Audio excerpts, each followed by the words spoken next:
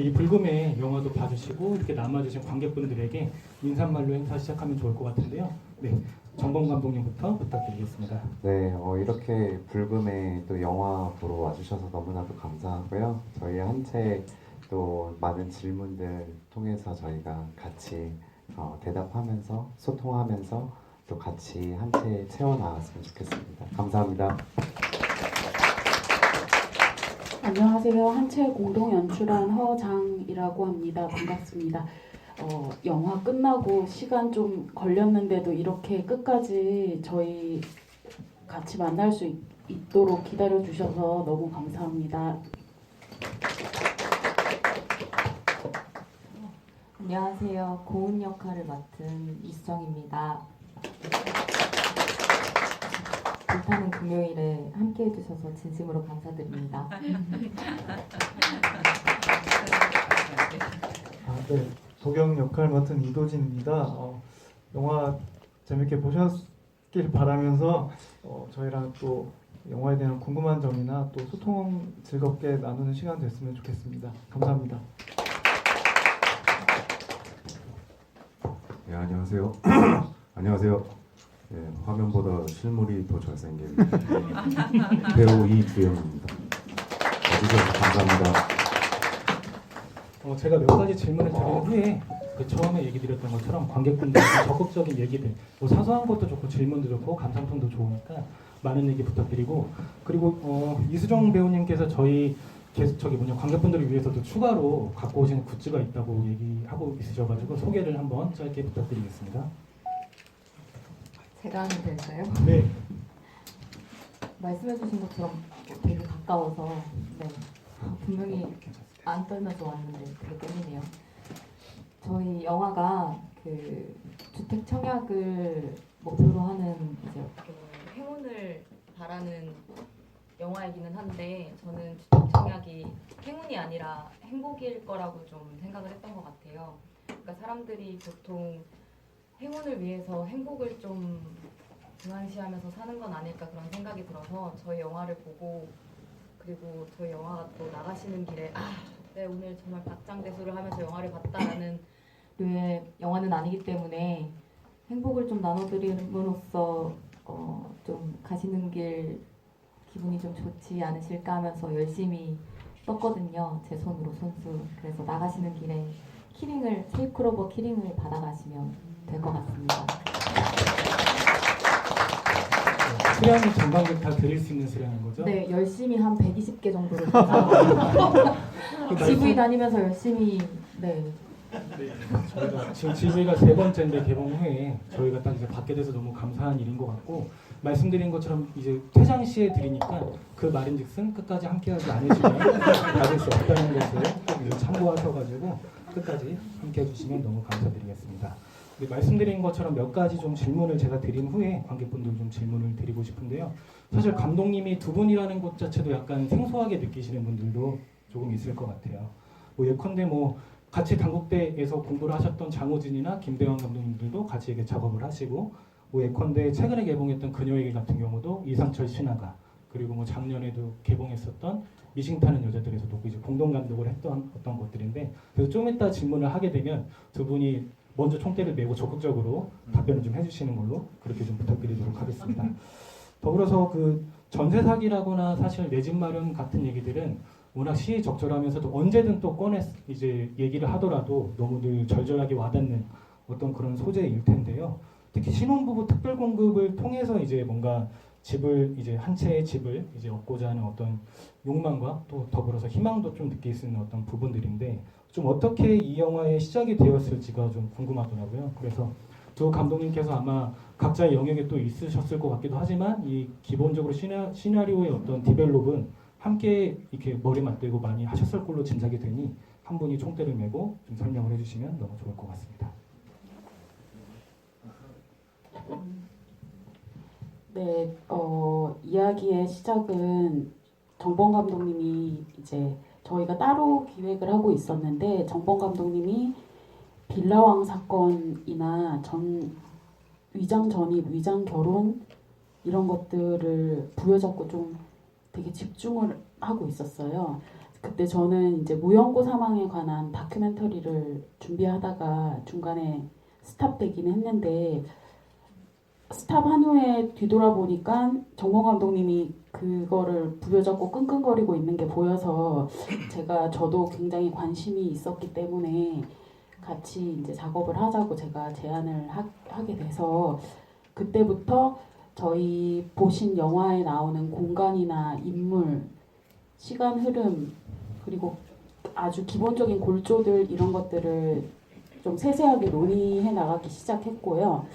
네, 그래서 중간에는 뭐 이야기가 탈북한 여성과 한국 청년 목사님의 위장 결혼을 해서 고군분투하는 이야기였다가 최종적으로 지금 문호와 고은이와 도경이와 사랑이가 이렇게 아슬아슬하게 고군분투하며 살아나가는 그런 이야기로 발전을 하게 됐습니다. 사실 그 말씀하셨던 그런 부분들이나 신혼부부 특별공급이라거나 그런 것들에 대한 취재가 많이 됐을 것으로 짐작이 되는데 사실 저는 보자마자 들었던 생각은 요즘 자녀가 없으면 당첨되기가 너무 힘들다던데 라는 좀 생각이 들었던 것 같아요. 그래서 어떻게 보면은 고은과 그렇게 짝이 맺어진 게 혹시 그런 어떤 장애에 대한 부분 때문에 특별공급에서 뭔가 우대를 받았나 하는 좀 생각도 좀 들었던 것 같은데 혹시 그런 부분에 대해서는 취재하실 때 좀 어떤 부분이 좀 있으셨는지? 맞습니다. 또 장애인 특별 공급이 또 따로 있어요. 그런 것들도 염두에 둔 것도 있고요. 그리고 부양가족이 있어야 돼요. 그래서 부양가족도 이제 사랑이라는 딸도 있고 문호라는 또 부양가족이 있기 때문에 훨씬 더 그 특별 공급의 가산점을 더욱더 많이 받을 수 있는 위치에 있는 좀 조합들이 그렇게 되면은 더욱더 유리하지 않을까? 그렇기 때문에 브로커가 이들의 조합을 완성시키지 않았을까라는 생각으로 그렇게 해서 이제 저희가 또 시작하게 되었습니다. 네. 네.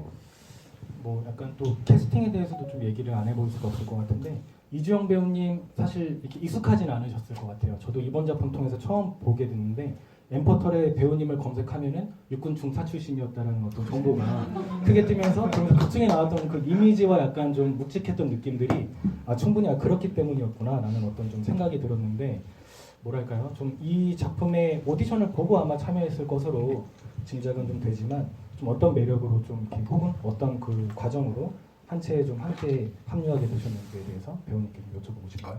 네, 배우님께 질문 드립니다. 뭐 프로필을 제출을 했는데 연락이 왔습니다. 그래서 오디션일 줄 알았는데 오디션이 아니라 미팅이었어요. 그래서 두 분 감독님을 뵙고 저는 그때 당시에도 브로커의 어떤 그런 역할이 약간 좀 암흑색의 그쪽에 깡패 쪽과 좀 가까울 브로커라 예상을 하고 되게 조금 빡센 정장을 입고 머리도 포마드로 싹 올리고 이렇게 갔는데 얘기를 나누고 이렇게 이제 빅스돼서 같이 작업을 하다 보니까 그런 이미지는 아니더라고요. 그래서 정말 고생 많이 했던 경험이 있습니다. 주영 배우가 오디션 전날에 저희가 용인에서 학교가 이제 죽전에 있다 보니까 용인에서 그 오디션을 보여서 전날 와가지고 용인에서 자고 그 다음에 딱 이제 오셨더라고요. 그래가지고 왔는데 은갈치 정장을 입고 그 포스가 장난 아니었습니다. 근데 그 포스에 못지않게 엄청나게 해맑은 웃음으로 감독님 안녕하세요 이러는데 그 모습이 되게 저희한테는 인상도 깊었고 그리고 되게 해맑고 순수한 또 영혼을 가지셔가지고 그래서 저희가 또 캐스팅 하는데 너무나도 좋은 영향을 많이 받았습니다. 오디션을 보셨다고 했는데 그러면은 뭔가 뭐 소위 말해서 어떤 조폭의 어떤 느낌으로 그런 연기들을 펼치셨을까요, 배우님? 말라오님? 감독님 두 분의 성향은 그 앞에서 지정 연기를 시키고 자유 연기를 시켜서 그에 맞는 시나리오에 맞는 배우를 꼭 뽑는 게 아니라 그 배우와 이야기를 굉장히 많이 나누시는 걸로 그렇게 해서 하는 타입이라 오디션을 따로 보지는 않았습니다. 그냥 미팅을 통해서 이렇게 되었습니다. 그렇죠. 그 중에서 이렇게 사실 많은 분량이 아님에도 이제 안경이라거나 방금 말씀하셨던 포마드의 느낌이라거나 약간 좀 포멀한 어떤 느낌들로 계속 변주하면서 나오니까 뭔가 약간 좀 그 센 캐릭터의 어떤 느낌이면서도 뭔가 좀 젠틀해 보이기도 한 그런 것들을 배우님께서 아마 잘 가꾸신 거 아닌가 하는 좀 생각이 들어서 예, 맞습니다. 네. 역시 그랬던 걸로 좀 얘기를 좀 드려보고 싶고요. 하나만 네. 덧붙여서 말씀드리자면 그 브로커 지원하시는 분들이 굉장히 많았었는데 저희가 그 100단위의 지원자분들이 있었는데 그분 중에 딱 유일하게 한 분한테만 연락드렸어요.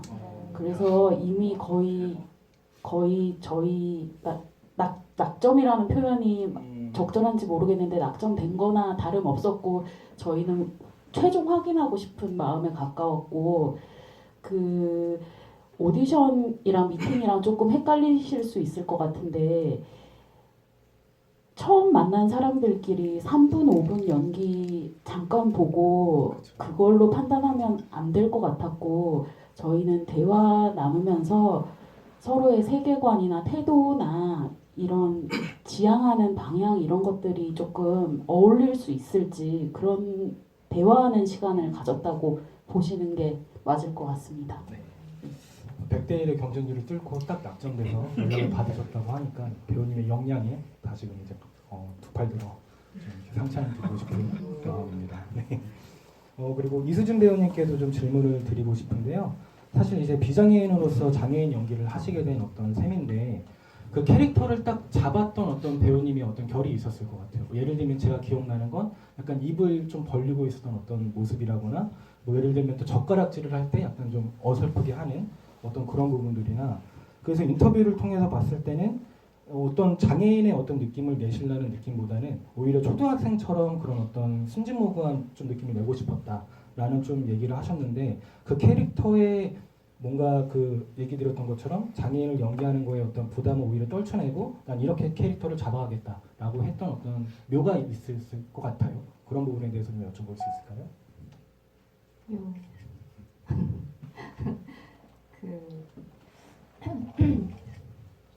제가 다큐멘터리를 좀 되게 많이 참고를 했었거든요.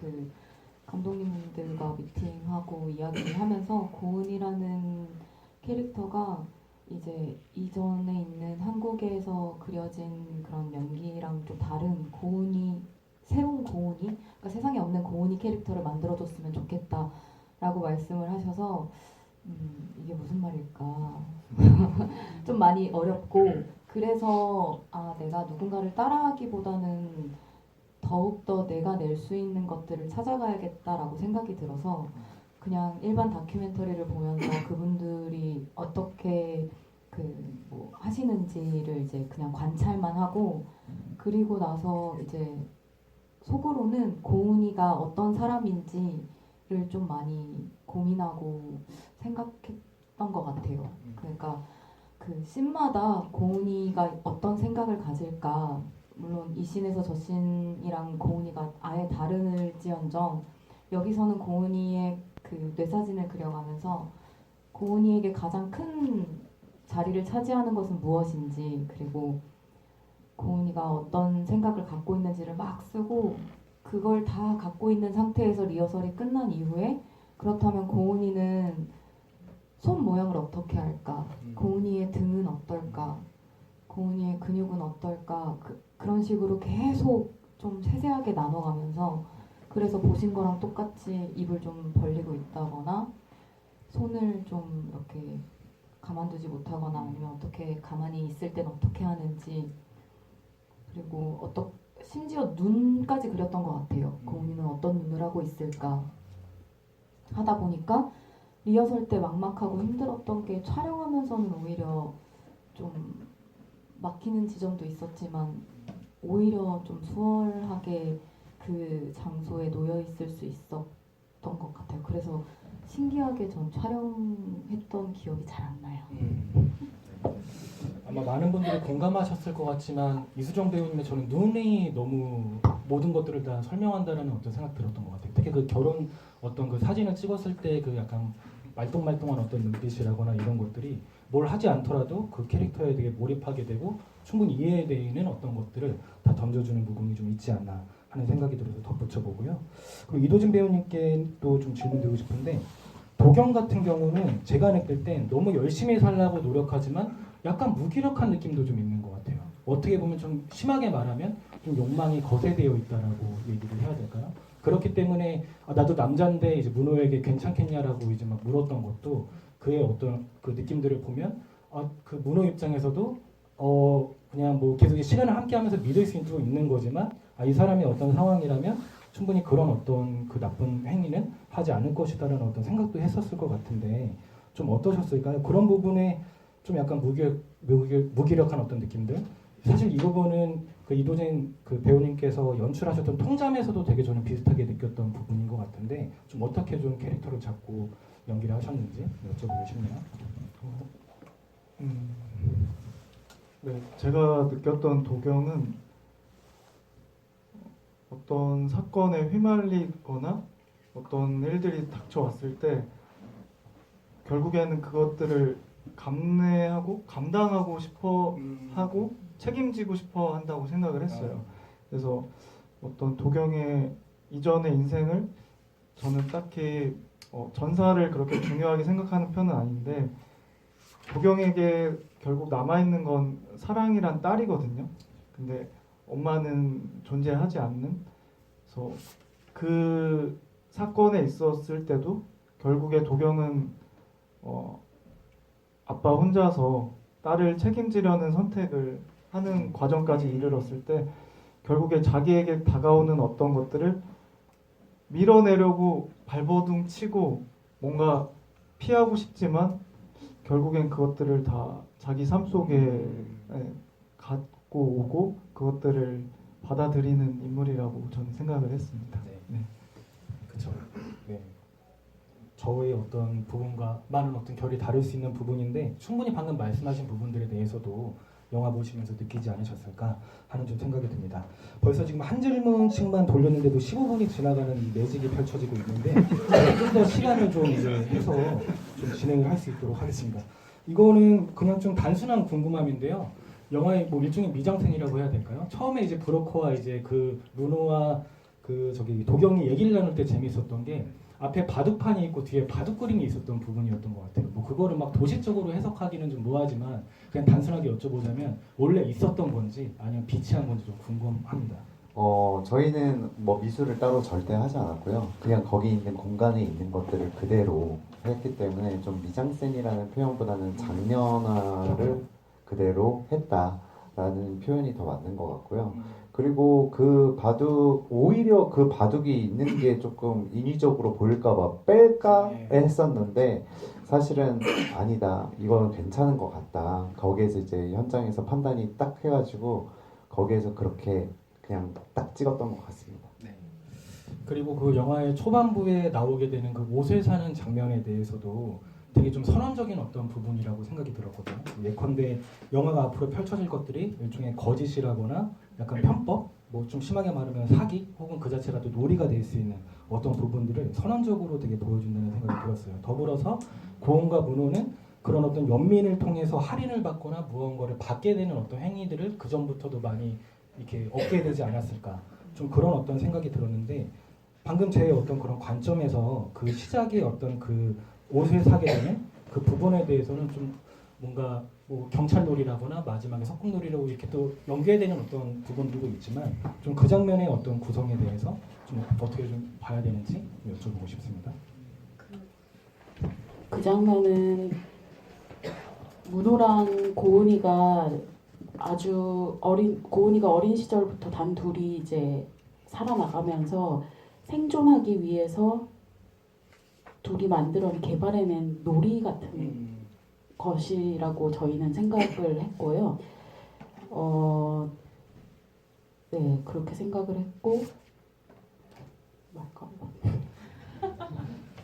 네, 그리고 무언가를 이 고은이 자체에 장애가 있다라는 표현을 좀 설명하고 싶지 않았어요. 어떤 말로 설명하거나 무언가 구체화시켜가지고 관객들한테 장애가 있다는 걸 팍 주는 것보다는 문호와 고은의 선택들을 통해서 이 상태의 캐릭터가 그대로 전달됐으면 좋겠다라는 생각이 들었고, 어차피 옷가게 사장님도 그 집 옷가게 사장님이세요. 비전문 배우시고, 그래서 그분도 이제 장사를 하시면서 뭐 그런 경험들도 이야기도 해주시고 막 이러면서 많은 것들을 이야기해 주시면서 거기에서도 그 장면이 더욱더 구체화됐던, 현장에서 구체화됐던 경우였던 것 같습니다.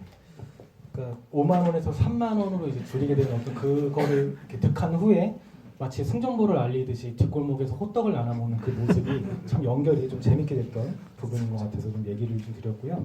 이주영 배우님께 좀 질문을 드리자면, 약간 극 중에서 그 애드리브로 짐작되는 어떤 부분들의 대사들도 좀 재밌었던 것 같아요. 이제 뭐 그 도경 같은 경우가 이제 얼마나 같이 살아야 되냐 이렇게 반문하니까 집 청소 안 해놨어요? 막 이렇게 뭐 약간 너스레 하듯이 이렇게 답변하는 것들은 제가 볼 때는 배우님의 기지에서 촉발된 게 아닌가 하는 좀 생각들이 들었는데요. 뭐 그리고 뭐 그런 어떤 뭐 짜치게 막 그 돈 많이 뭐 이렇게 줄 거야 뭐 이런저런 얘기하는 것들에 대해서 어떨까요, 배우님? 그런 거는 디테일한 어떤 그게 없었을 것 같은데 좀 어떠실까요, 배우님? 와, 진짜 정말 예리하신 것 같습니다. 저희 한치에서는 배우분들이 정해진 대사로 진행한 게 아니라 그 상황에 대로 그 집중해서 나오는 말들로 이렇게 하게끔 리허설을 되게 많이 했거든요. 그만큼 되게 힘들고 험난한 과정이었는데 그 방금 말씀드린 집 청소 안 해놨어도 준비된 말이 아니었습니다. 그냥 이 상황에서는 내가 어떤 말을 할까에 집중을 했지 어떤 말을 어떻게 연기할까에 대한 그거는 전혀 없었고요. 그래서 사진관에서도 도경 씨 그 증명사진 찍어요란 말도 내가 브로커라면 이 말이 나왔을 것 같아요. 그러면 이거보다 더 하려고 하지 말고 그냥 브로커가 내뱉을 말만 하자, 이런 식으로 트레이닝을 정말 힘들게 해주신 감독님 두 분께 정말 진심으로 여기까지만 하겠습니다.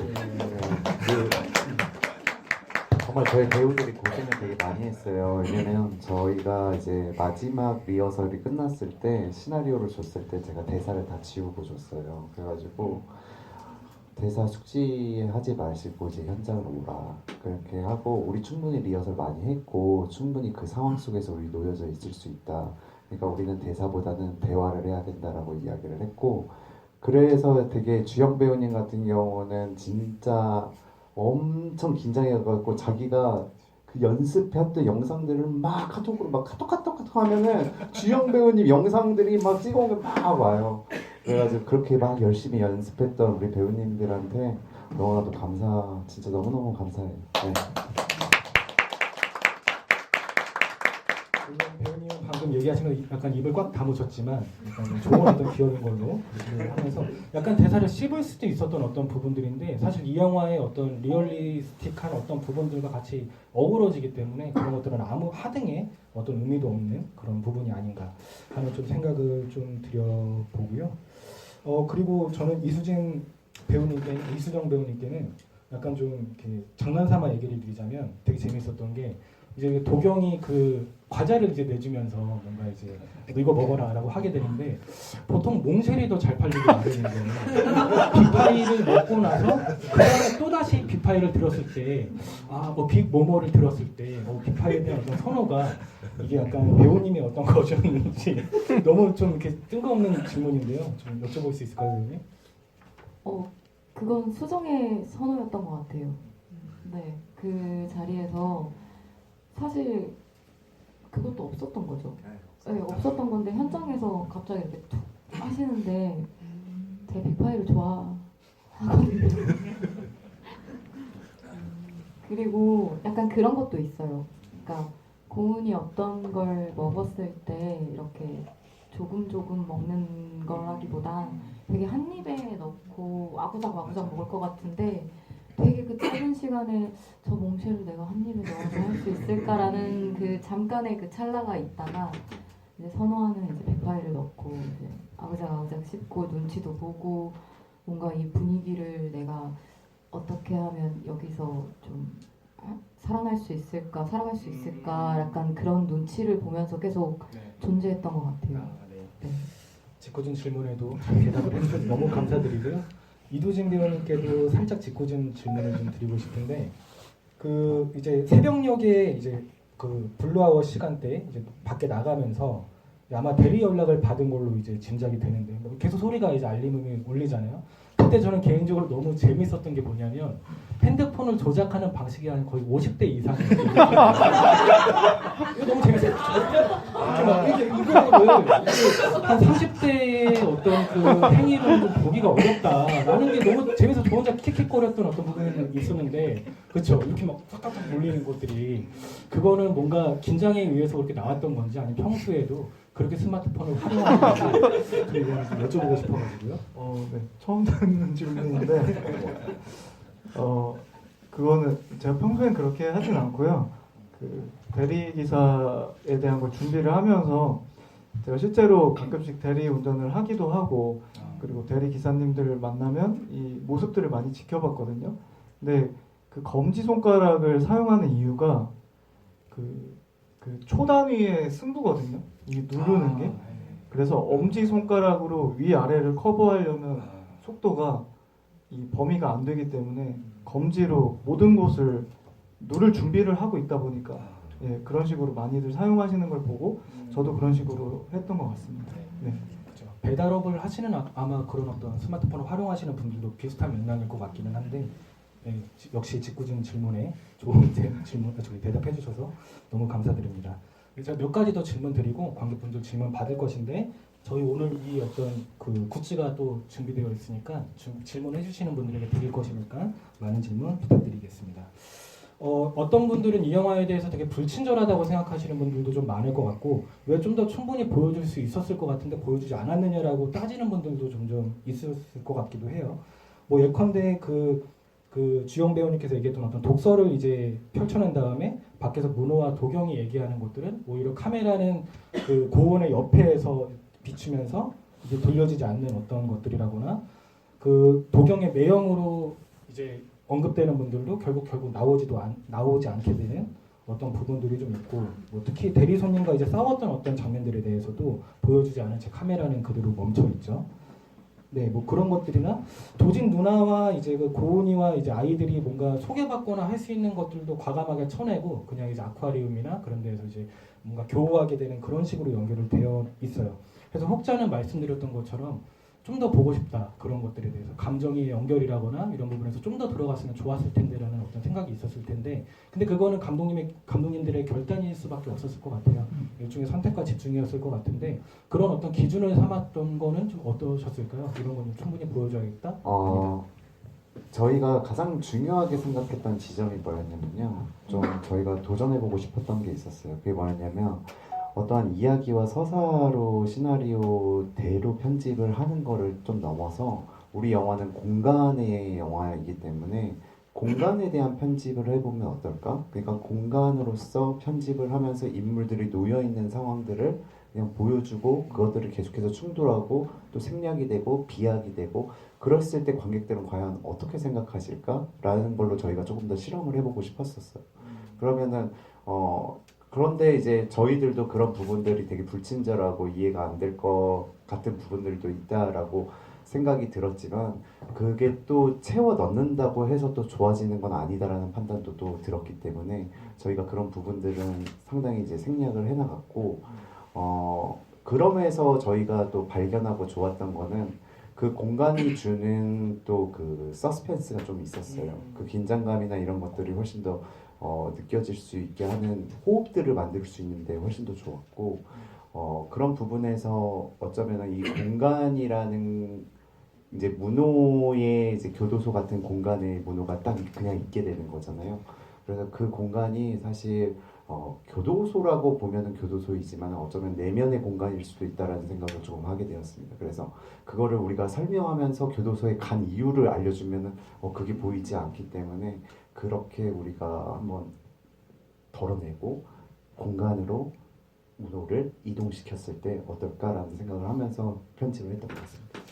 그 유치장신이 내면의 어떤 공간이라고 얘기를 하시니까 더더욱 인상적이었던 건 그 씬에서 보시면은 문호와 고은의 얼굴이 겹쳐서 보이는 어떤 촬영이 있어요. 그게 참으로 그럴 수 있겠다라는 어떤 절묘한, 사실 이런 촬영은 제가 되게 인상적으로 봤던 건 그 옛날에 고레에다 히로카즈 감독님의 세 번째 살인이라는 영화에서도 그 어떤 살인범과 그 이제 그거를 면회하는 어떤 사람의 얼굴을 교차해 나오면서 이제 뭔가 느끼는 부분들인데, 방금 얘기하셨던 그런 관점에서 되게 절묘한 어떤 촬영이었던 것 같다라는 좀 생각이 들어가지고 좀 얘기를 한번 드려봅니다.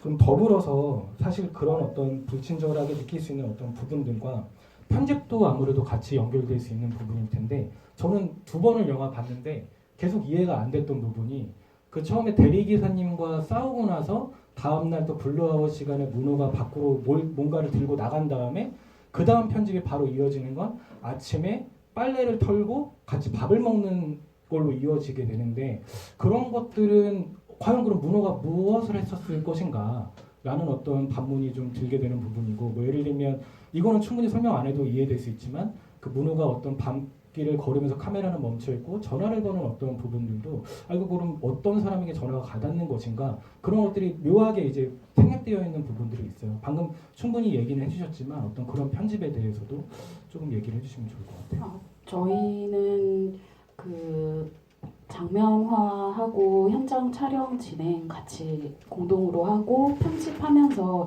항상 이거를 서사에 기댈 것인가 아니면 이미지와 사운드에 더 초점을 맞춰서 우리가 표현하고 싶은 것들을 전달할 것인가 항상 기로에 많이 놓여 있었고요. 가급적 저희가 할 수 있는 한 이미지와 사운드를 통해서 저희가 담아낸 공간과 시간과 인간 이 세 가지들을 전달 드리려고 많이 노력을 했고요. 하나 더 말씀드리자면 뭐 문학으로 따지면 저희는 설명문을 쓴 건 아니에요, 사실. 그래서 지금 오늘 보신 혹은 또는 목격하신 그 장면들을 많이 더듬은 다음에 그 빈 공간들을 여러분들께서 채워가시면서 보시면 더 좀 풍부하게 해석이 되지 않을까 하는 그런 생각입니다. 네. 네. 그렇죠. 감독님의 말을 풀어 얘기하자면 N차 관람을 해달라는 얘기니까요. 한 번 더 보시면 분명 다르게 보이는 부분들이 있을 거고, 말씀하셨던 그런 생략된 부분들은 각자의 사유에 통해 가지고 채워넣을 수 있는 부분들이, 그거는 말씀드려도 될 것 같아요. 누구한테 전화를 하는지는 그거는 도경한테 계속 전화를 하는 거예요. 그래서 도경이 그 다음에 등 밀어주는 씬에서도 진동이 울리고 확인을 하고 그래도 안 받는 것들이 이제 그거는 그렇게 생각을 하고 있습니다. 그렇죠. 제가 말씀드렸던 것처럼 굳이 얘기를 안 하더라도 그렇게 추측하신 분들 많이 있었을 거예요. 그래서 약간 좀 길을 잃는 것처럼 보일 수도 있겠지만 충분히 조립해서 볼 수 있는 부분이었던 것 같고, 방금 그 씬 얘기하니까 촬영이 되게 절묘했던 것 같아요. 딱 도경이 이제 뭔가 이제 소주를 먹는 데에서 뒤에 문이 딱 보여지고 거기에서 이제 문이 열리면 고은이 딱 이제 등에 모습이 보이는 게 뭐 카메라의 이동 없이 그 한 어떤 그 뻗쳐놓은 카메라 통해서 딱 보여주는 그런 촬영들도 되게 섬세하게 세공이 돼 있구나라는 것들에 대해서 많이 좀 느낄 수 있는 부분이 아닌가 하는 좀 생각이 듭니다. 지금 벌써 시간이 30분이 흘러가고 있는데요. 이러다가 관객분들 질문을 충분히 못 받을 것 같으니까 일단 받으면서 또 소통을 하겠습니다. 혹시 질문이나 뭐 감상평이나 사소한 얘기 다 좋으니까요. 뒤에 네, 마이크를 전해주시면 감사드리겠습니다. 네, 저기 배우분들한테 질문이 있는데요. 저희들은 지금 한 채 영화를 봤지만 왠지 한 채 영화를 보기 전에 그 각 배우 캐릭터마다 과거가 굉장히 중요하다고 감독님하고 많이 얘기가 됐을 것 같아요. 그래서 배우분들이 그 영화를 촬영하기 전에 어떤 자세로 임했는지 그리고 과거를 어떻게 준비하셨는지가 궁금하고요. 혹시나 덧붙일 뭐 사항이 있으면 감독님께서 이렇게 좀 설명해 주시면 감사하겠습니다. 각자 인물의 전사의 어떤 얘기들일 텐데요. 네, 네. 고은이에게 크게 전사 전사는 사실 필요 없었던 것 같아요. 그냥 제가 생각한 고은은 물론 이야기도 하기는 했지만 그래서 이제 맨날 질문을 했던 것 같아요. 저희가 20번 가까이 리허설을 하면서 감독님 고은이는 그래서 엄마가 언제 뭐 돌아가신 건지 뭐 이런 류들 아니면 뭐 어떻게 무슨 삶을 살았는지 이런 이야기를 나눴는데 그게 그렇게 크게 중요하지 않다는 방향으로 이제 나아갔고 저도 고은이를 캐릭터를 만들면서 고은이는 참 오늘을 사는 현재를 사는 사람이라고 생각이 들어서 그래서 과거에 어떤 일이 뭐 생겼든 지금의 고은을 만드는 데는 크게 막 이게 뭐 상관이 없을 수도 있겠다 해서 좀 가까운 과거는 그래도 어느 정도 이야기를 나누면서 했지만 고은이가 오늘을 어떻게 살아가는지 오늘의 고은이에게 지금의 고은이에게 계란 후라이가 중요한지 아니면 김을 먹는 게 중요한지를 좀 생각하면서 고은이를 만들어서 글쎄요 서사가 있으셨을까요? 자연스럽게 진행 감사합니다.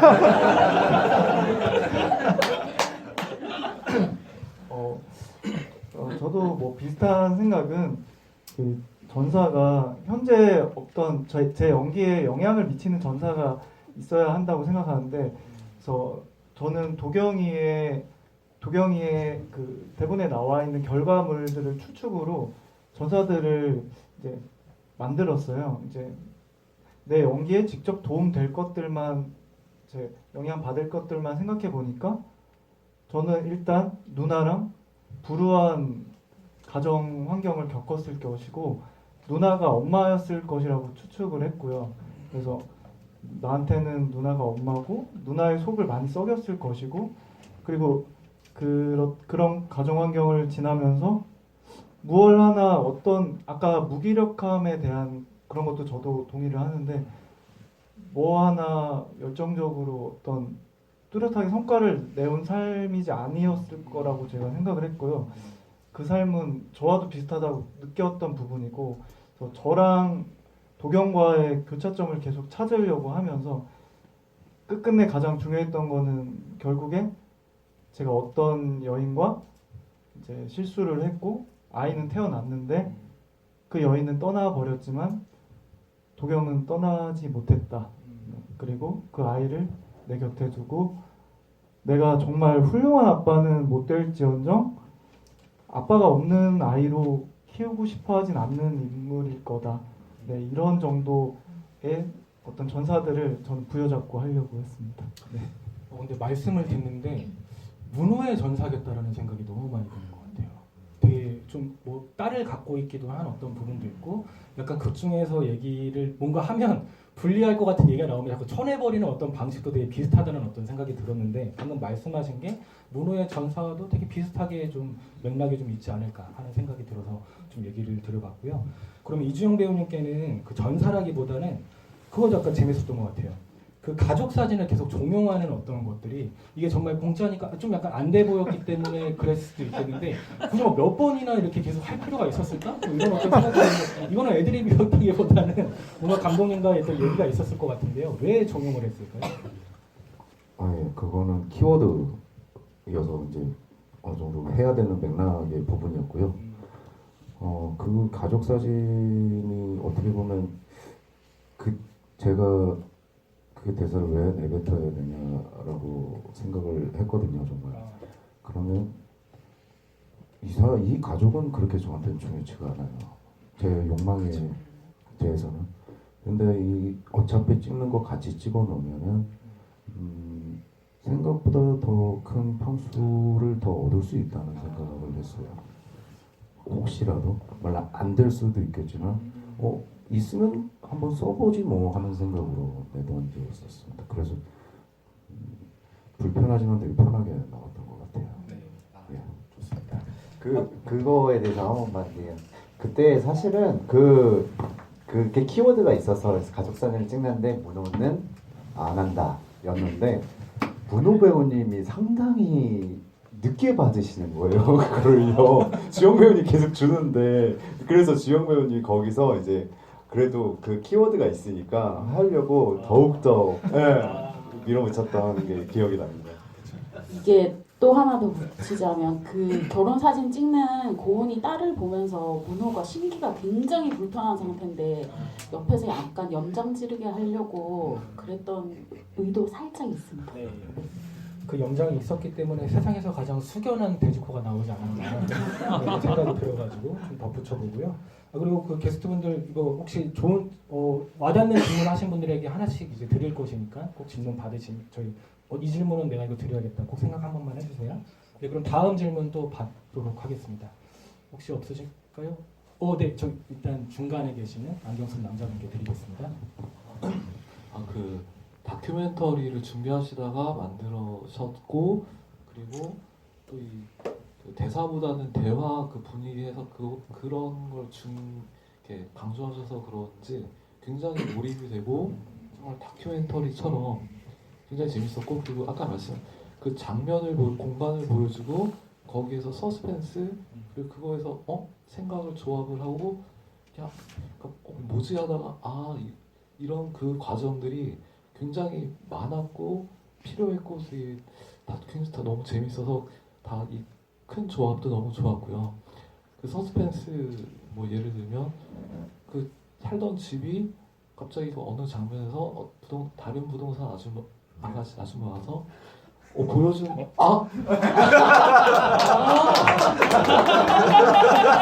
아가씨 이거는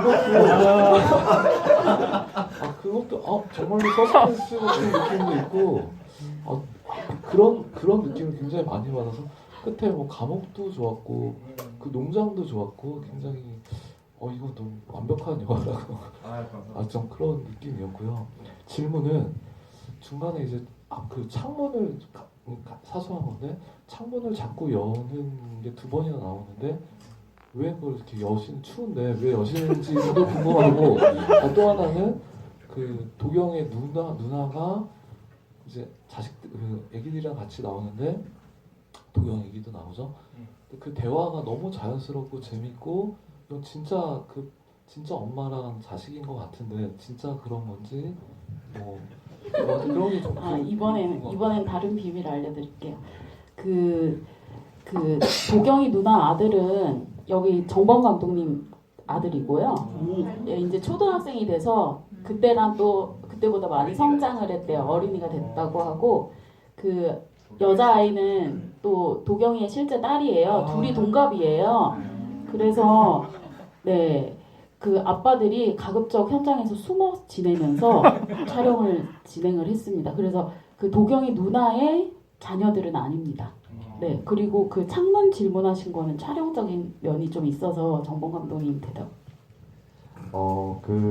일단 문을 여는 거는요.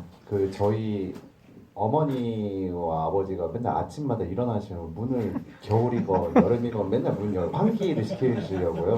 그리고 거기가 반지하이다 보니까 훨씬 더 환기를 자주 시켜야 된다라는 생각에 문호가 또 창문을 아침마다 여는데 그거를 고은이가 또 아빠가 부재했을 때 그 창문을 또 열었다라는 것이 또 이어질 수 있도록 했던 부분이었던 것 같습니다. 네. 또 질문 또 뭐 있으셨나요? 그거 혹시 해서 다 되신 거죠? 그렇죠. 방금 그런 어떤 일종의 이렇게 떠올리게 하는 어떤 연결 같은 것도 영화가 되게 섬세하게 느껴졌던 게 뭐냐면 아마 그 브로커는 문호에 의해서 상해를 입은 걸로 아마 짐작이 되는데 그때 올라가게 될 때 보자기를 보여주게 되는 게 아마 거기에 실제로 음식이 있었을 수도 있고 아니면 뭔가 이렇게 상해를 할 수 있는 게 있을 수도 있었을 텐데 그 씬 다음에 이제 도경을 찾아가게 될 때는 그 똑같은 보따리가 음식으로 채워지는 것들이 또 그렇게 막 연결이 돼요. 그런 것들도 영화를 다시 보게 되면 되게 섬세하게 볼 수 있으니까 연차를 꼭 해주십사. 이렇게 다시 한번 얘기를 좀 드리고 그리고 그 서스펜스 저도 너무 동의하는 말씀인데 그 약간 그 도경이 하는 얘기가 어떤 성적으로 이제 그렇게 될 수 있는 어떤 여지도 분명 있고 방금 얘기 드렸던 어떻게 보면 되게 임팩트로 있었을 수도 있을 것 같아요. 만약에 이렇게 칼로 이렇게 상해를 하는 거나 그런 것들도 뭔가 있을 수도 있었겠지만 오히려 그런 걸 보여주지 않음으로써 오히려 더 서스펜스를 저희 배가시키는 그런 방식이 있었을 텐데 이런 영화에 무슨 서스펜스야 장르야 이렇게 할 수도 있었을 텐데 혹시 그런 거를 구성하고 디자인하는 데에 대해서는 좀 어떤 느낌이 있었는지도 좀 여쭤보고 싶기도 하네요.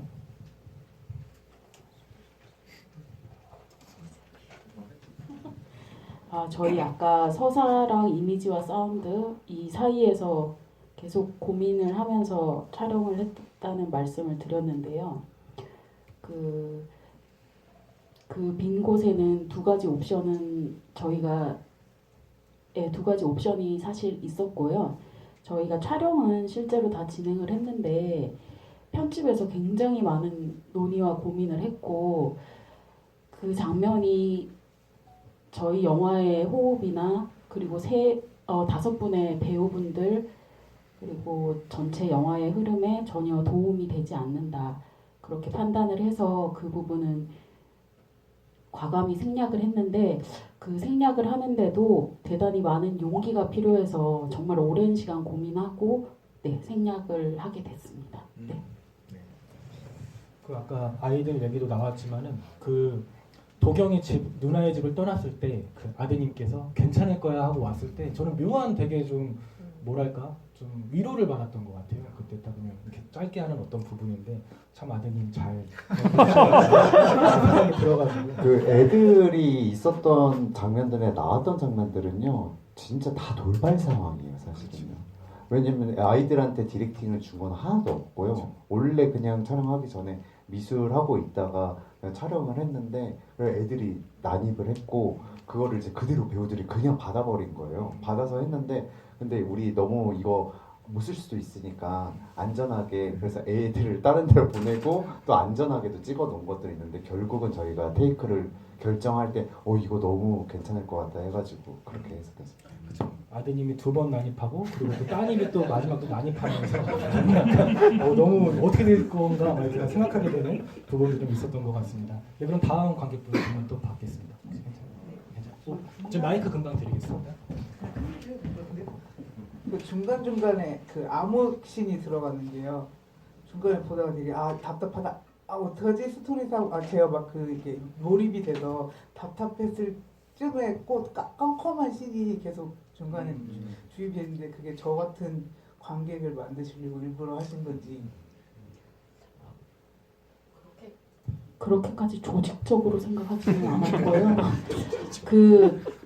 저희가 좀 어두움에 대해서 좀 현장에서 더 많이 보게 된 거는 이 세 명이 이 사회에서 가지고 있을 마음들이 그 속에 그걸로 표현하고 숨어 있을 수 있다고 생각을 저는 했던 것 같고, 네.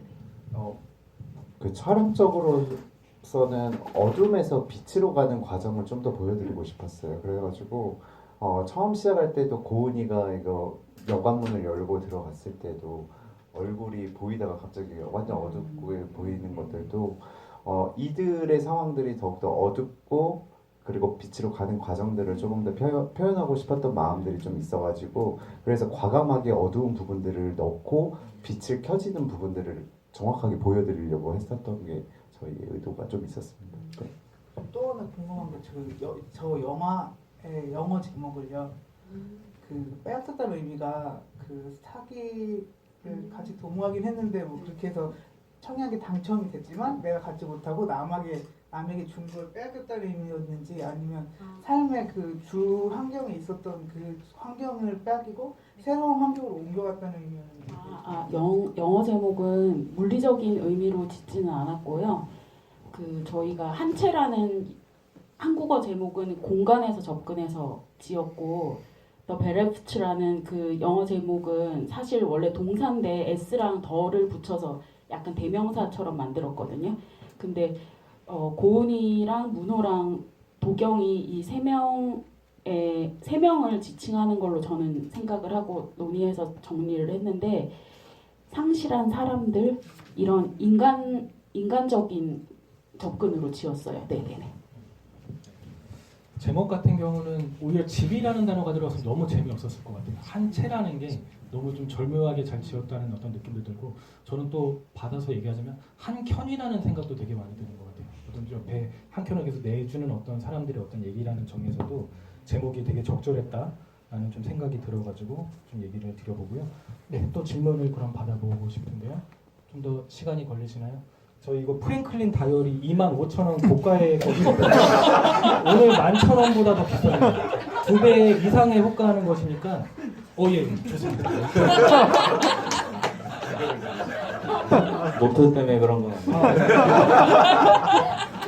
영화 너무 잘 봤습니다. 저는 궁금한 게 이제 극중 초반까지만 하더라도 이제 인물들끼리 되게 적대적인 느낌을 받아서 그로이랑 갈등으로 펼쳐질 줄 알았는데, 오히려 감독님들께서는 인물들을 되게 따뜻하게 그렸다고 생각이 들어서 전 그 부분이 좀 흥미롭다고 생각이 들었는데, 그 과정을 생략한 의도가 있으신 건지 아니면 어떤 그렇게 펼친 의도가 있는 건지 좀 궁금합니다.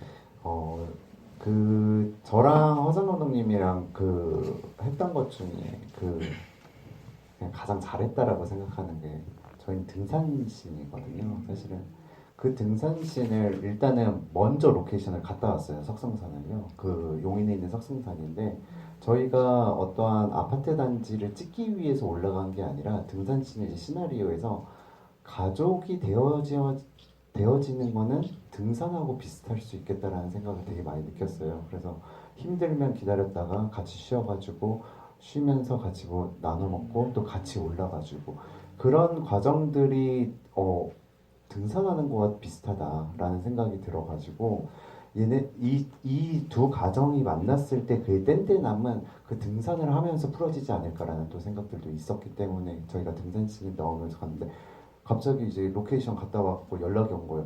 야, 여기 정상이 너무 좋아. 그렇게 했는데 저도 그래가지고 알았습니다. 같이 가봅시다 해가지고 갔는데, 거기가 진짜로 아파트 단지가 쫙 보이는 곳이었어요. 그래가지고 그러면 우리가 여기서 컷을 이렇게 해갖고 이렇게 해서 찍어 나가자 해서 했던 것 같습니다. 네.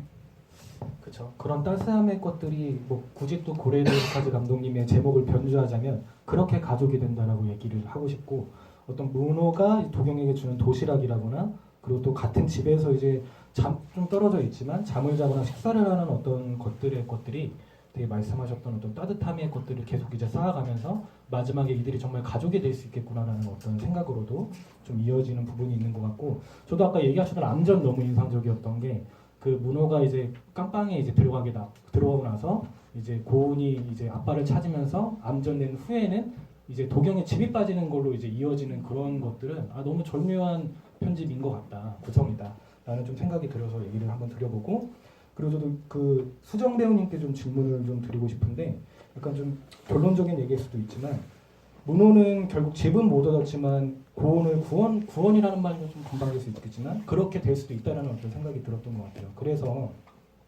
그렇게 둘이 마지막에 떠나는 엔딩으로 되게 되는데, 고은은 좀 아빠 없는 하늘 아래서 잘 살아갈 수 있게 될 것인가? 무슨 이걸 또 둘이 뭐 결혼했다 이런 걸 보여주는 건 당연히 이 영화의 결과는 전혀 맞지 않는 것인데, 좀 그런 어떤 그 뒷얘기들에 대해서 배우님은 좀 어떻게 생각하시는지 여쭤보고 싶네요. 저는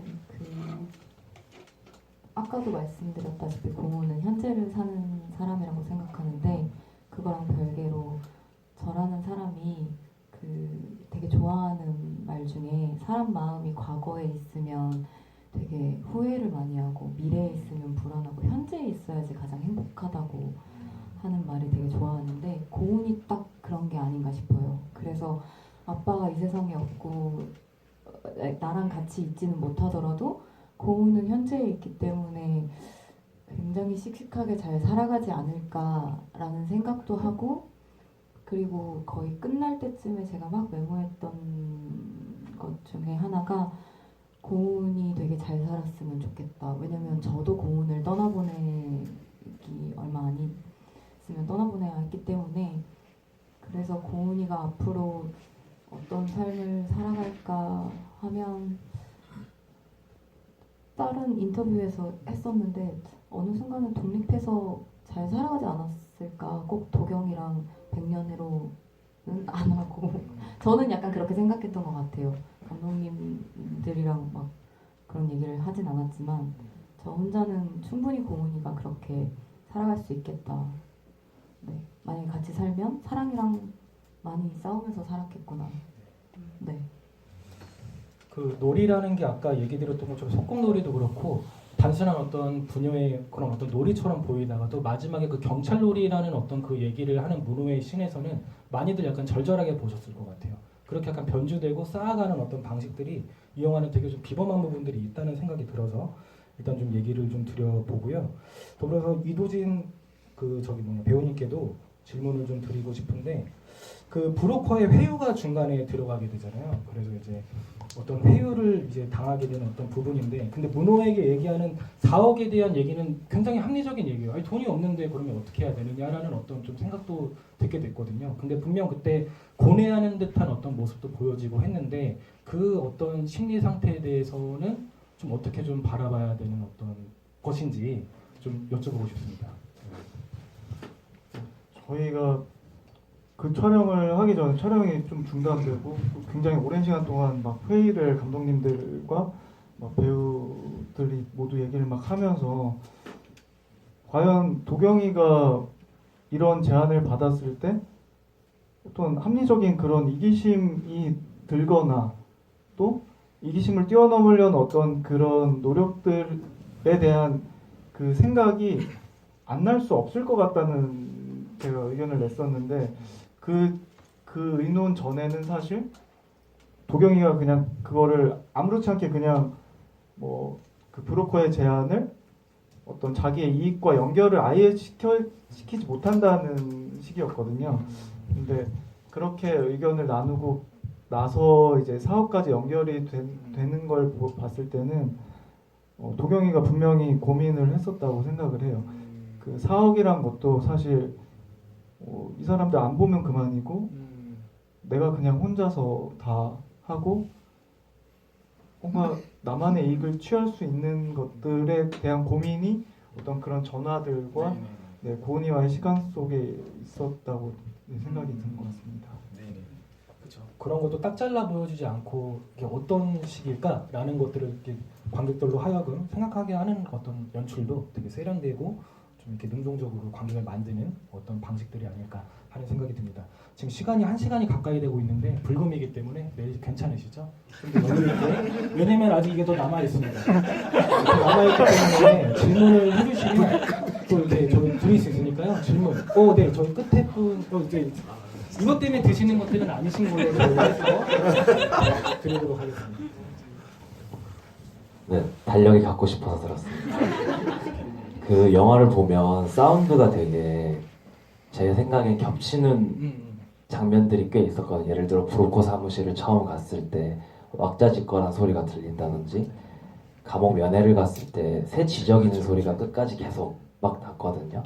근데 그런 소리들이 의도한 바가 있으신지, 의도한 바가 있다면 어떤 걸 의미하는지가 보면서 되게 궁금했습니다.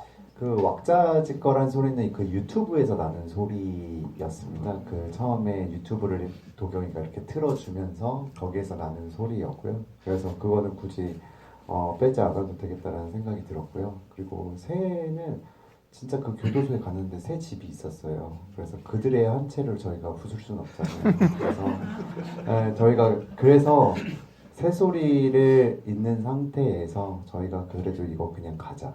그리고 그 새소리도 무언가 이 연기를 할 때 또 이런 영향들을 또 받더라고요. 근데 그게 배우들한테 안 좋게 영향을 받는 게 아니라 되게 연기가 좋게 영향들을 받아가면서 테이크를 가는 모습들을 보면서 이거는 굳이 우리가 건들지 않고 그냥 있는 그대로로 가자 해서 했을 때 문호가 딱 들어가는 순간에 새들이 뭐 더 지저귀어 주는 거예요. 그래가지고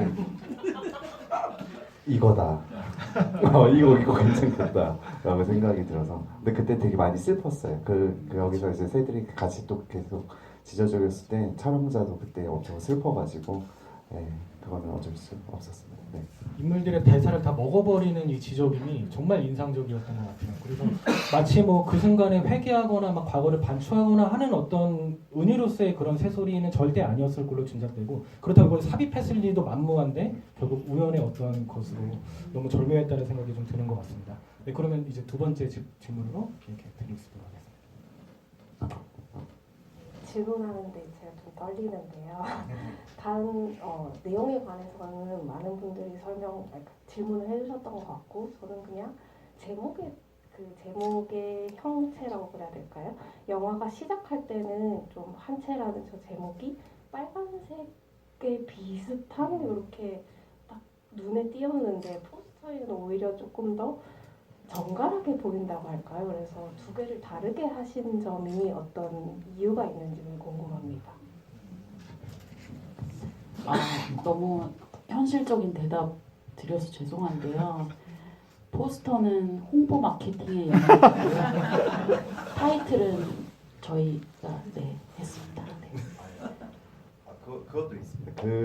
원래 한채 제목이 빵 하고 뜨잖아요. 처음에 그거 사실은 이제 계약서에 도장 같은 느낌을 주고 싶어서 저희가 일부러 그렇게 했고요. 그런데 이제 크레딧에 올라가면 이제 그게 하얀색으로 바뀌잖아요.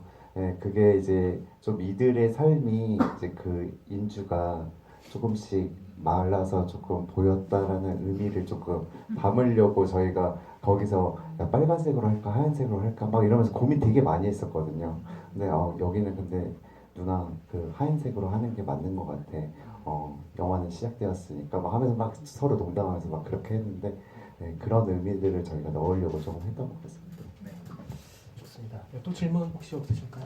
네, 내일과 네 저기 끝 부분에 이렇게 마이크 드리도록 하겠습니다. 정말 잘 봤습니다. 그 도겸이 마지막에 도겸이 마지막에 모노인가요? 떠나갈 이렇게 교도소에 들어갈 때 했던 그 감정이요. 약간 딱 봤을 땐 되게 쉽게 그렇겠지 했는데 조금 생각해보면 좀 의아하긴 해요. 그 감정이 제가 그렇게까지 관계를 맺었던 사이가 아닌 것 같은데 굉장히 약간 격앙된달까 좀 격해진달까 그런 어떤 생각으로 그 장면을 연기하셨는지 좀 궁금하고요. 그리고 고은 같은 경우에 소꿉놀이는 끝이 났는지 그거를 마지막 즈음에 어떤 심정으로 이해하고선 연기를 하셨는지 좀 궁금합니다.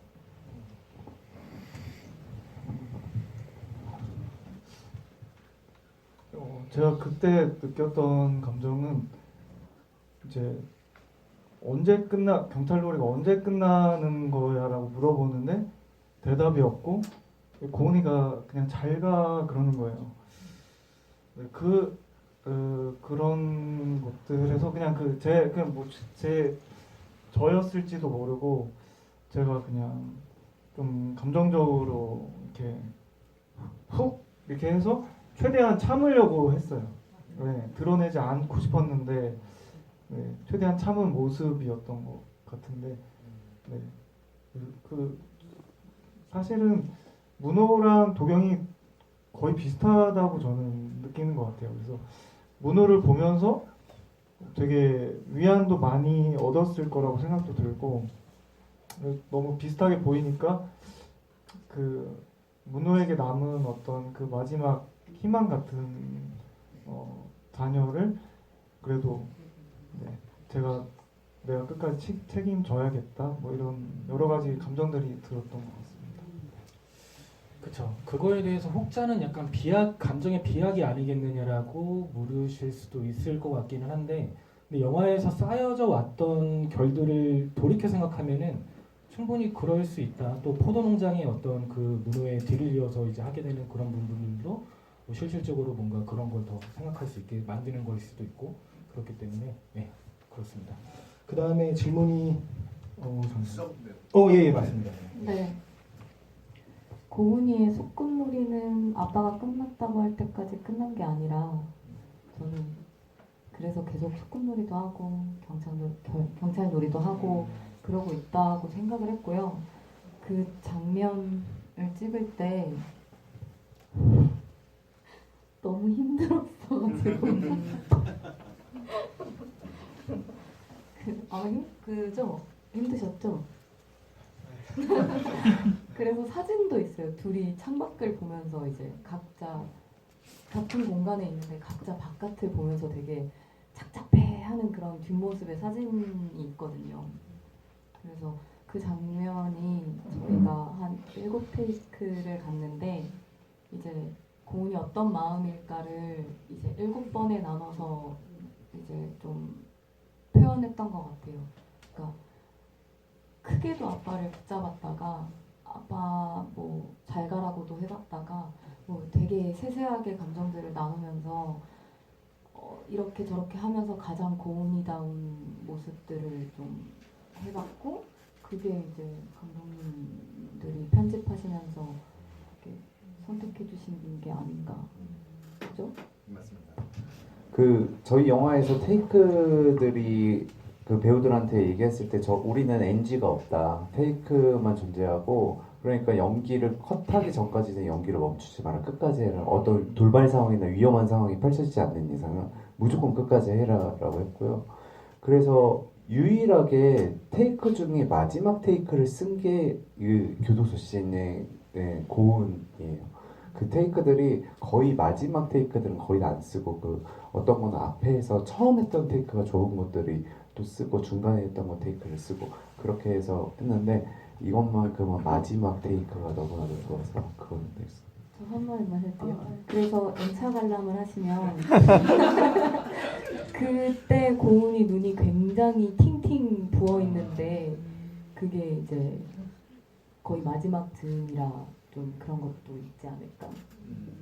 그 아까 질문하신 선생님께 좀 드리고 싶은 말씀이 생각났는데 그 도경이랑 모노랑 저는 좀 쌍둥이 같은 구석이 있다고 생각을 했고 그래서 그 교도소 씬에서 현장에서 도경이의 감정이 만약에 과잉이라던가 조금 비약이 있는 것 같다고 느꼈다면 저희가 연기를 조금 요청을 했을 텐데 그러지 않았던 거는 그 이 거칠고 무뚝뚝하고 말없는 남자 둘이서 같이 밥 나눠 먹고 택배 일하는데 쫓아다니고 대리운전하는 날들을 겪으면서 아마 거울 들여다보듯 동병상련의 그 애증 같은 것들이 많이 쌓여 있을 거라고 저는 생각을 했어요.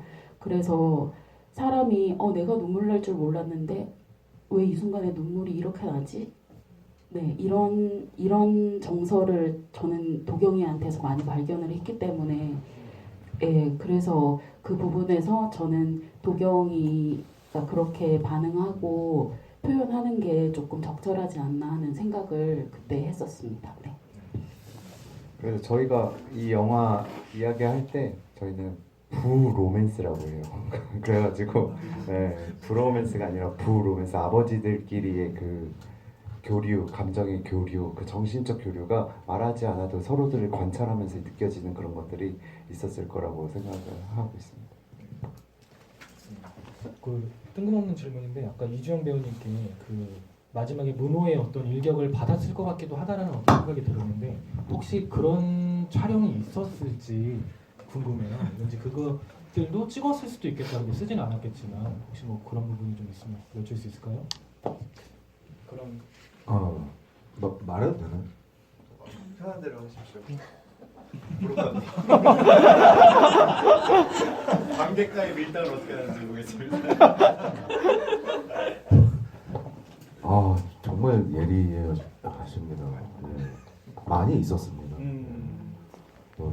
진짜 그보다 더 저 후성 선배님의 머리채를 잡기도 했었고 더 격양되게 더 격하게 한 적도 있었고 쓰이진 않았지만 제가 누워 있었던 장면도 있었습니다. 그래서 고생 많이 했는데도 불구하고 생각보다 그렇게 분량이 많이 나오진 않더라고요. 그래서 저는 영화의 어떤 그 완성도를 위해서는 저의 희생이 가장 많이 컸다. 짜장면도 진짜 그 잠깐 먹은 거 있잖아요. 근데 그 짜장면 보셔 거의 팅팅 부은 상태로 저는 진짜 정말 먹으면서 했거든요. 근데 이제 이 친구는 아니 저기 도진 배우 같은 경우는 뱉으면서 이렇게 요령을 부리면서 했는데 전 진짜 먹으면서 감정 담아서 짜장면값 많이 나왔습니다. 재밌었던 게 배우님이 마지막 먹으려고 이렇게 다 모아놨는데 결국 안 먹고 끝나는 그 씬을 보면 정말 힘들었구나 라는 어떤 생각이 좀 들어서 근데 지금 거의 영화 상영 시간 정도로 GV가 이어지고 있는데 정말 마지막 질문 하나 받고 그럼 마무리할 수 있도록 하려고 하는데요. 혹시 마지막 질문 네 없으실까요? 네. 두 번째 분에게 마이크 드리겠습니다. 네, 저도 영화 너무 재밌게 잘 봤고요. 그 대사 이렇게 지우고 배우들께서 이렇게 자연스럽게 막 연기하셨다는 게 되게 재밌고 저는 이제 모르는 세계니까 더 신선했던 것 같습니다. 제가 마지막으로 할 질문 진짜 별거 아닐 수도 있는데 그 세 사람이 처음으로 그 도경이 집에 들어갈 때 도어락이 막 삑삑삑삑 거리거든요. 그게 약간 건전지가 부족하다는 그 알람인 것 같아가지고 그게 의도된 건지 아니면 우연의 산물인지 궁금합니다. 제가 그렇게 거기 문 잘 안 닫힌다고 잘 닫고 들어가고 말했었는데 거기서 실수를 했는데 그것 또한 또 테이크를 확인하면서 그 테이크가 너무 좋아가지고 어쩔 수 없다 그거 쓰자 해가지고 그렇게 쓴 거예요. 네.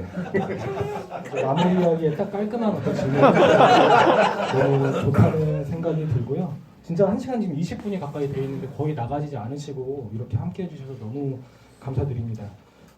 한채는 또 내일 인디스페이스랑 그리고 또 일요일 같은 경우는 메가박스 코엑스가 맞죠? 그쪽에서 또 GV가 있고 하니까 오늘 좀 못다한 얘기가 좀 있으셨다면 꼭 예매하셔가지고 좀 함께 해주시면 너무 좋겠습니다.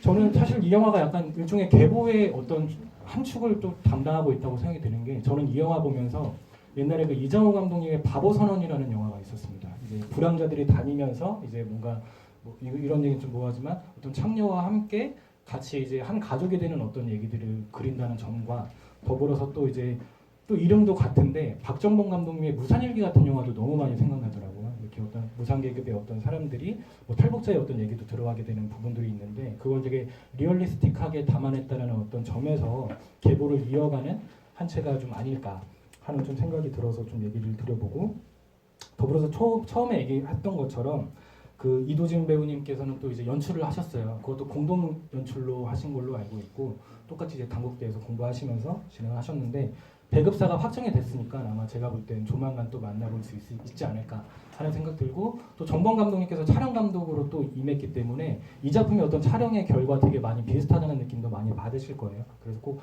응원의 어떤 얘기들 좀 많이 해주시면 너무 좋을 것 같고 그리고 지금 연말에 한국 독립영화들이 굉장히 많이 몰리고 있습니다. 그래서 한 채도 그 틈바구니 속에서 극장 찾기가 매우 힘들었을 텐데 관객분들이 좀 홍보를 많이 해주시면 더 극장에 좀 오래 갈 수 있고 하니까 좀 많은 어떤 작은 어떤 영화들은 관객분들의 입소문이 가장 중요합니다. 꼭 많은 좀 홍보 좀 부탁드릴 수 있도록 하겠습니다. 네, 그럼 이제 마지막 이제 마무리하는 어떤 입장에서 정범 감독님부터 관객분들에게 뭐 한 차례 이렇게 봐달라 하는 어떤 얘기도 좋고 뭐 추후에 어떤 계획 같은 것도 확정이 되어 있는 게 있으면 인사말 포함해서 같이 마무리할 수 있도록 하겠습니다.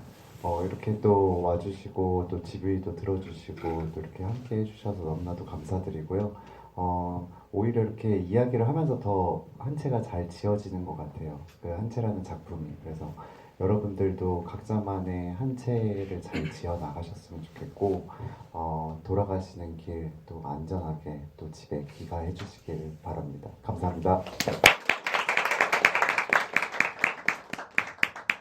저는 저희 작품에 나오시는 배우분들이랑 하루하루 보내면서 촬영하는 기간 내내 정말 남몰래 숨죽이면서 이들이 꼭 부여잡은 손 끝끝내 놓지 않았으면 좋겠다는 그런 남모를 희망과 그런 기대로 촬영을 마무리했는데요.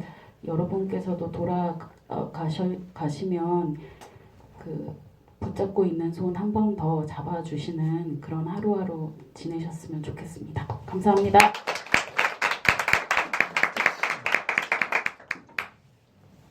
후회하지 마시고 불안해하지 마시고 오늘을 살아가시면서 많이 행복하셨으면 좋겠습니다. 원래 행복은 크기가 아니라 빈도라고 하더라고요.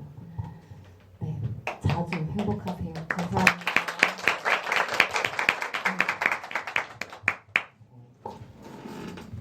사실 관객분들에게 드리는 것보다 제가 받은 게 훨씬 더 많다고 생각이 들거든요. 관객분들이 저희 영화를 이렇게 또 한순간 완성시켜 주셔서 네, 너무 진심으로 감사드립니다. 예, 거칠고 설명 없고 불친절한 영화 많이 봐주셔서 정말 감사드리고요. 근데 이렇게 좁은 데서 가까이서 그 관객분들하고 대면해서 이렇게 말씀을 드리는데 한채도 비슷한 것 같아요. 예, 저희가 질문을 던지면 관객분들이 서로 대답을 만들어 가듯이 한채 많이 사랑해 주셨으면 정말 좋겠습니다. 감사합니다. 지도는 아까 소개했던 대로 내일 17시에 인디스페이스 홍대 입구역에 있습니다. 그리고 24일 날 19시에 메가박스 코엑스 삼성역에서 있으니까 꼭 참여 적극적으로 해주시면 좋을 것 같고, 저희 뭐 게스트분들도 많이 모였으니까 혹시 그 수정 배우님 괜찮아요? 모자 조금만 올려서 네. 사진 한번 마무리해서 네. 좀 포토 타임을 가지면 좀 좋을 것 같아가지고 좀 마음껏 지금 한번 찍어주시면 좋을 것 같은데 별로 괜찮으실까요? 네, 그래서 네, 한번 좀 해가지고 뭐 이런 어떤 것도 있지 않습니까? 이렇게 해가지고 네, 그러면 이렇게 적극적으로 해주셔가지고 SNS 등에 적극 좀 업로드 해주시면 너무 좋겠습니다. 네, 좋습니다.